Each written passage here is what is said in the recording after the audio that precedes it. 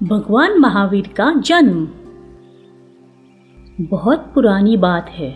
कुंदग्राम नाम का एक नगर था। वहाँ राजा सिद्धार्थ राज करता था। उसकी रानी का नाम था त्रिशाला। उनका नंदीवर्धन नाम का एक बेटा था। नंदीवर्धन के जन्म के कुछ ही समय बाद रानी त्रिशाला को अनोखे सपने दिखने लगे। उसने अपने पति को सपनों के बारे में बताया। मैंने सपने में सफ़ेद हाथी, सफ़ेद बैल, एक सिंह, लक्ष्मी माता, फूलों के हार, चांद, सूरज, एक ध्वज, एक चांदी का कलश, कमल के फूलों से भरा तालाब, दूध का सागर, एक दिव्य रथ, रत्नों का संग्रह और धूम्रमुक्त अग्नि देखी। ये सुनकर राजा चकित हुआ। उसने सोचा, मुझे एक बार अपने राज ज्योतिषी से बात करनी होगी। अगले ही दिन राज ज्योतिषी उनसे मिलने आए। उन्होंने कहा, महाराज, इन सपनों का अर्थ है कि जल्द ही रानी त्रिशाला एक महान बालक को जन्म देने वाली है और ये बालक पूरे विश्व का कल्याण करेगा। राजा और रानी ने ज्योतिषी से विनती की कि वो उन्हें उन सपनों के अर्थ समझाए। ज्योतिषी ने उनसे कहा, सफ़ेद हाथी ये दर्शाता है कि आपका पुत्र समस्त मानव जाति की कष्ट और लालच जैसी बुरी बातों से रक्षा करेगा। सफ़ेद बैल ये दर्शाता है कि आपका पुत्र एक महान गुरु होगा। सिंह ये दर्शाता है कि आपका पुत्र बलवान और प्रभावशाली होगा। लक्ष्मी माता ये दर्शाती है कि आपका पुत्र धनवान और सफल होगा। फूलों की मालाएं ये दर्शाती है कि फूलों के सुगंध की तरह आपके पुत्र द्वारा दी हुई शिक्षा चारों ओर फैलेगी। चांद ये दर्शाता है कि आपका पुत्र प्रकृति के अनुसार स्वस्थ होगा। सूरज दर्शाता है कि आपका पुत्र लोगों को अपने आंतरिक दानव का नाश करने में सहायता करेगा। ध्वज ये दर्शाता है कि आपका पुत्र प्रभावशाली मार्गदर्शक होगा। चांदी का कलश ये दर्शाता है कि आपके पुत्र का हृदय पवित्र होगा। कमल के फूलों से भरा तालाब ये दर्शाता है कि आपका पुत्र जन्म और मृत्यु के घटना चक्र में फंसे लोगों को मुक्त करेगा। दूध का सागर यानी क्षीर सागर ये दर्शाता है कि आपका पुत्र विश्व को मुक्ति का मार्ग दिखलाएगा। दिव्य रथ दर्शाता है कि स्वयं ईश्वर भी आपके बेटे द्वारा प्रचारित शिक्षा का आदर करेंगे। रत्नों का संग्रह दर्शाता है कि आपका पुत्र असीम बुद्धिमानी होगा, यानी कि कभी ना खत्म होने वाली बुद्धिमत्ता। धूम्रमुक्त अग्नि दर्शाती है कि आपके पुत्र की बुद्धिमत्ता लोगों की मदद करेगी।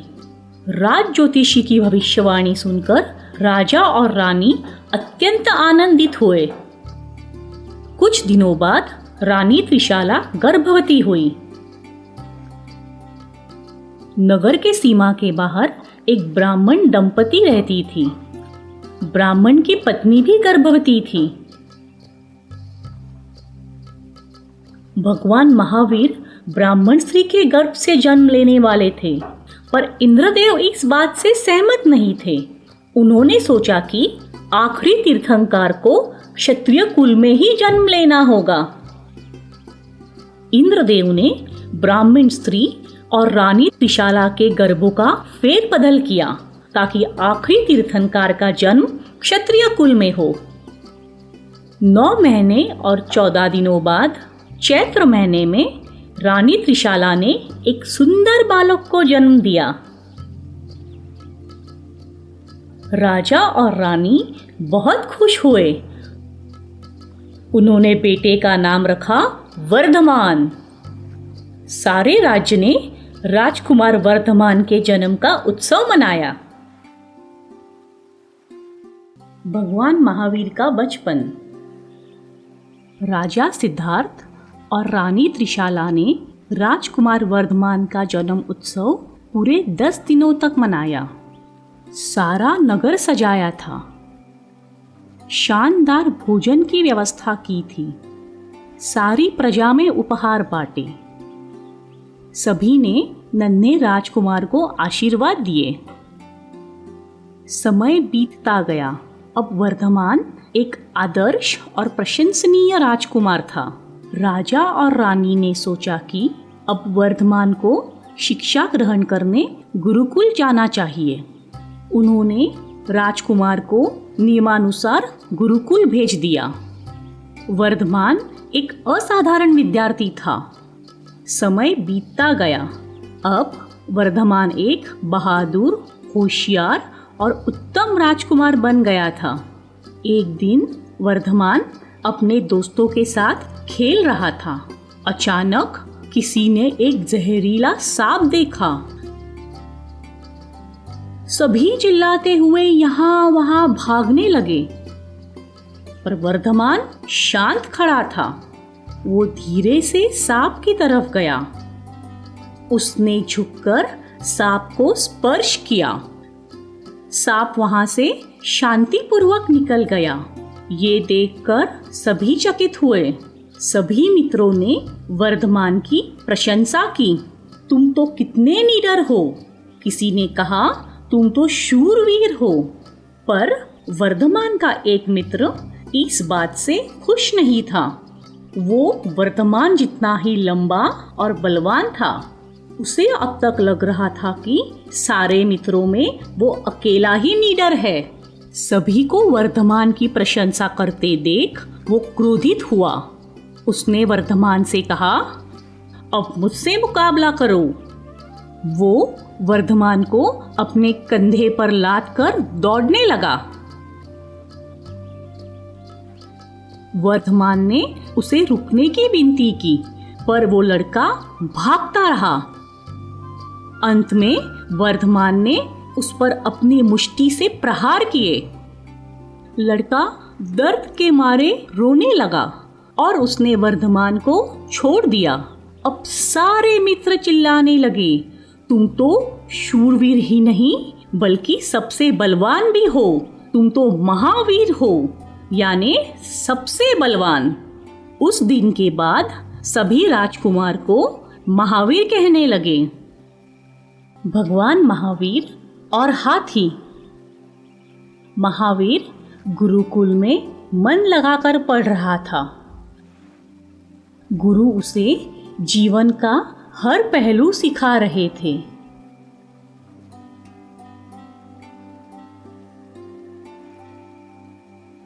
महावीर हर चीज में निपुण था।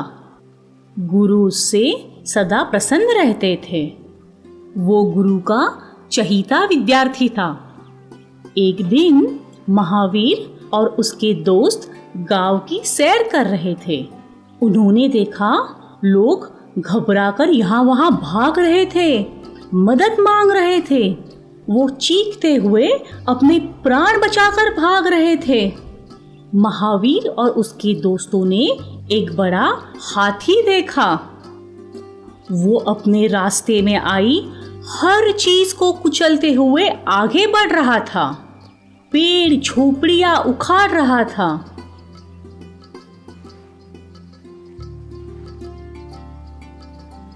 महावीर के सारे दोस्त डर गए। महावीर ने कहा, चिंता मत करो, मैं कुछ करता हूँ। एक दोस्त ने कहा, महावीर रुक जाओ, वो हाथी तुम्हें कुचल देगा। चिंता मत करो, शांत खड़े रहो।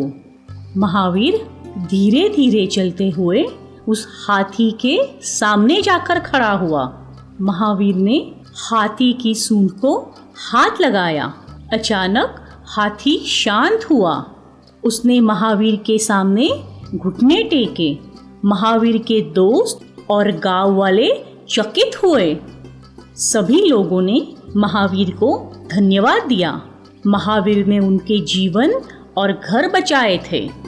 उन्होंने कहा, महावीर की जय हो, महावीर की जय हो, महावीर की जय हो। एक बुजुर्ग ने कहा, पहले जहरीला सांप और अब ये हाथी। हमारा राजकुमार कितना शूर है। मुझे भविष्यवाणी याद है। हमारे राजकुमार का जन्म महान कामों के लिए ही हुआ है। इस प्रकार महावीर के बहादुरी की कहानियां चारों ओर प्रसिद्ध हुई। भगवान महावीर दीक्षा। समय बीतता गया। राजकुमार वर्धमान अब बड़ा हो चुका था। माता पिता के साथ साथ सारी प्रजा भी अपने राजकुमार से प्यार करती थी। इस सब के बावजूद राजकुमार मन ही मन खुश नहीं था। वो हमेशा विश्व और लोगों के बारे में विचार करता था। लोगों के बीच का सामाजिक और आर्थिक अंतर, वर्णभेद, अमीर गरीब, अच्छाई बुराई, ये सब देखकर उसे बड़ा दुख होता था। एक दिन राजकुमार ने तपस्वी बनने का निर्णय लिया। वो अपने माता पिता से आज्ञा लेने गया, पर जब उसने अपने माता पिता के सामने ये प्रस्ताव रखा तो उन्होंने राजकुमार का निर्णय अस्वीकार किया। उसकी माँ बहुत दुखी हुई। अपनी माँ की दशा देखकर राजकुमार ने निर्णय लिया कि जब तक माता पिता जीवित हैं, वो उन्हें छोड़कर नहीं जाएगा। माता पिता के मृत्यु के बाद महावीर ने अपने बड़े भाई नंदीवर्धन से जाने की अनुमति मांगी। महावीर ने कहा, मैं यहाँ से दूर जाकर मानव जाति के लिए कुछ करना चाहता हूँ। उनका दुख दर्द दूर करने का कोई मार्ग खोजना चाहता हूँ। नंदीवर्धन ने कहा, अभी हमने अपने माता पिता को खोया है और अब मैं तुम्हें भी खोना नहीं चाहता। पर कुछ समय बाद नंदीवर्धन ने महावीर को तपस्वी बनने की अनुमति दे दी। महावीर ने अपना सारा धन गरीबों में बांट दिया। एक पालकी में सवार होकर उसने अपनी यात्रा शुरू की। कई लोग अपने राजकुमार के साथ निकल पड़े। लंबे समय तक यात्रा करके वो लोग जंगल पहुंचे। राजकुमार पालकी से बाहर आया। उसने अपने कपड़े और गहने उतारकर अपने भाई को सौंप दिए। अपने बाल उखाड़ दिए। राजकुमार ने अशोक पेड़ के नीचे बैठकर दीक्षा ली और वो तपस्वी बन गए। उन्होंने अपना सब कुछ त्याग कर 5 वचन लिए। भगवान महावीर के 5 वचन: अहिंसा, सत्य, अपरिग्रह, अस्तेय, ब्रह्मचार्य। इस तरह राजकुमार महावीर भक्ति के मार्ग पर निकल पड़े। भगवान महावीर और चंड कौशिक। अपने तपस्वी जीवन में भगवान महावीर एक गांव से दूसरे गांव की यात्रा करते थे। वो हमेशा नंगे पांव चलते थे। एक दिन वो वचाला गांव की तरफ जा रहे थे। रास्ते में उन्हें कुछ ग्रामवासी मिले। उन्होंने ग्रामवासियों से मार्ग दिखलाने की विनती की। एक ग्रामवासी ने कहा, यहाँ से 2 रास्ते वचाला गांव की तरफ जाते हैं। एक बाहरी रास्ता जो यात्रा करने के लिए सुरक्षित है, पर वो काफ़ी लंबा रास्ता है। दूसरा रास्ता एक जंगल से होते हुए जाता है। वो छोटा रास्ता है, लेकिन वो बिल्कुल भी सुरक्षित नहीं है। उस जंगल में चंड कौशिक नाम का एक बड़ा ही जहरीला सांप रहता है। भगवान महावीर निर्भय थे। उन्होंने जंगल के रास्ते से जाने की ठान ली। ग्रामवासी चकित हुए। उन्होंने भगवान महावीर से विनती की और कहा कि वो जंगल वाले रास्ते से ना जाए, परंतु भगवान महावीर ने कहा, चिंता मत करो, सब ठीक होगा। उन्होंने ग्रामवासियों को धन्यवाद कहा और वहाँ से निकल गए। एक ग्रामवासी ने कहा, क्या इन्हें अपने जीवन की जरा सी भी चिंता नहीं? भगवान महावीर उस घने जंगल से चल रहे थे। उन्होंने देखा कि हरियाली कम हो रही थी, सामने बंजर भूमि थी। उनका ध्यान एक सूखे पेड़ पर गया। वहाँ एक सांप बैठा था। सांप ने भगवान महावीर के पैरों की आहट सुनी। उसने देखा कि एक आदमी उसकी तरफ आ रहा था। अब सांप क्रोधित हुआ। उसने कहा, तुम कौन हो? क्या तुमने मेरे बारे में कहीं सुना नहीं? ये मेरी भूमि है, तुम्हारी यहाँ पाँव रखने की हिम्मत कैसे हुई? चंड कौशिक भगवान महावीर की तरफ आ रहा था। क्रोधित होते हुए भी वो चकित हुआ। ये आदमी औरों की तरह मुझसे डरकर क्यों नहीं भाग रहा है? अब चंड कौशिक भगवान महावीर के सामने था। उसने डरावनी फुफकार छोड़ी, पर भगवान महावीर वहां से नहीं हिले। क्रोधित होकर सांप ने उनके पाँव के निचले हिस्से को डस लिया, परंतु उसके जहर का भगवान महावीर पर कोई असर नहीं हुआ। वो अपनी जगह से नहीं हिले। भगवान महावीर के पैरों से खून नहीं, दूध बह रहा था। सांप ये देखकर चकित हुआ। सांप ने उनकी ओर देखा। भगवान महावीर शांत खड़े थे। उनके चेहरे पर करुणा के भाव थे। उन्होंने प्रेम से सांप की तरफ देखा और कहा, चंड कौशिक, शांत हो जाओ, अपने गुस्से की नींद से जाग जाओ। भगवान महावीर के करुणामय शब्द सुनकर चंड कौशिक शांत हुआ। उसे अपने बीते हुए 2 जीवन काल याद आए। उसे समझ आया कि किस प्रकार उसके क्रोध और अहंकार ने उसके बीते हुए दोनों जीवन काल बर्बाद किए थे। उसने भगवान महावीर के सामने अपना सिर झुकाया। भगवान महावीर ने उसे आशीर्वाद दिया। अब वो शांतिपूर्वक अपने पेड़ की ओर चला गया। उसने अपने आप से वादा किया कि अब वो किसी को नुकसान नहीं पहुंचाएगा। इस प्रकार भगवान महावीर ने सांप को आशीर्वाद देकर अपनी आगे की यात्रा प्रारंभ की।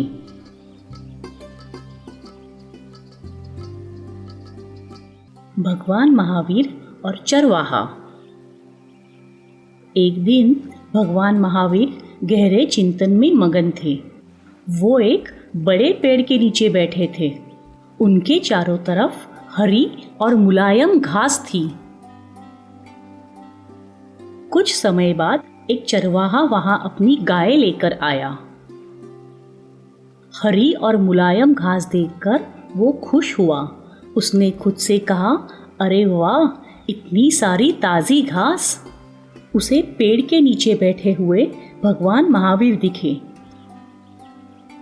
चरवाहे को पास ही के गांव में कुछ काम था। उसने सोचा, मैं उस सन्यासी से कह दूंगा कि मेरे गायों पर नजर रखे। उसने भगवान महावीर के पास जाकर उन्हें अपने गायों पर नजर रखने की विनती की, पर भगवान महावीर गहरे चिंतन में थे। उन्हें चरवाहे की बात सुनाई नहीं दी, पर चरवाहे को लगा कि भगवान महावीर ने उसकी विनती सुन ली और वो उसकी गायों पर नजर रखेंगे। चरवाहा अपने काम से निकल पड़ा।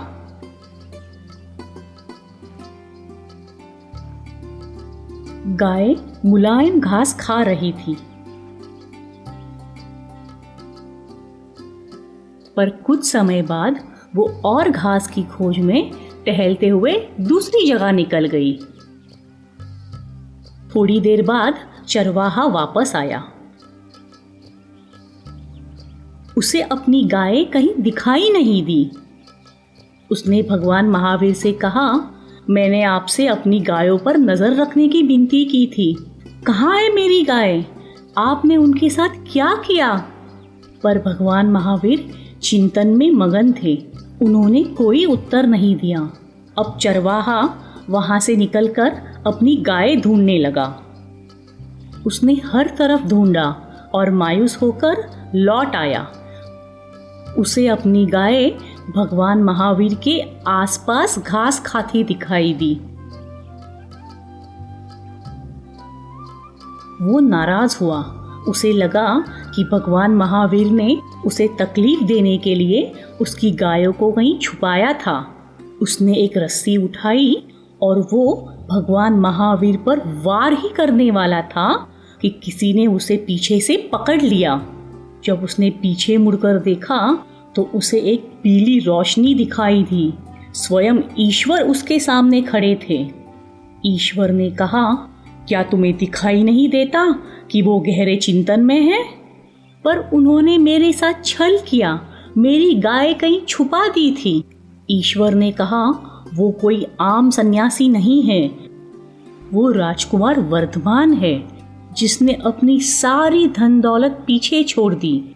उसे तुम्हारी गायों या किसी और चीज से कोई मतलब नहीं। अगर तुम उसे नुकसान पहुंचाने का प्रयत्न करोगे तो तुम्हें उसका बुरा फल मिलेगा। ये सुनकर चरवाहे को अपनी गलती का एहसास हुआ। उसने भगवान महावीर के सामने घुटने टेके, उनसे क्षमा मांगी और वहां से निकल गया।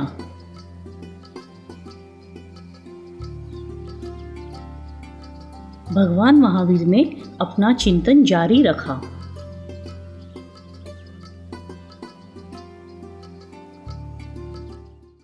दोस्तों, अगर आपको ये वीडियो पसंद आया हो तो इस वीडियो को लाइक कीजिए, शेयर कीजिए और हमारे चैनल को सब्सक्राइब कीजिए और बेल आइकन दबाना मत भूलना।